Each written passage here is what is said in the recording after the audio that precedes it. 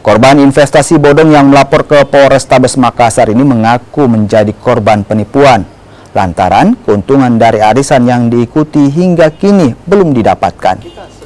Para korban mengaku tergiur mengikuti arisan ini lantaran diiming-imingi keuntungan yang besar. Mereka dijanjikan akan mendapat keuntungan 10 juta rupiah saat tanggal arisan yang telah ditentukan. Hingga saat ini jumlah korban arisan bodong ini mencapai 30 orang dan dugaan kerugian mencapai 800 juta rupiah. Keseluruhan member 800 juta lebih. 800 juta lebih, iya. Modal saja. Keuntungan tidak. 1 M lebih kayaknya. Kalau mau dibulatkan dengan keuntungan mungkin hampir sekitar 2 M. Gitu, karena banyak member. Dan ini kita khawatirkan juga ada beberapa korban yang belum tahu ini masalah.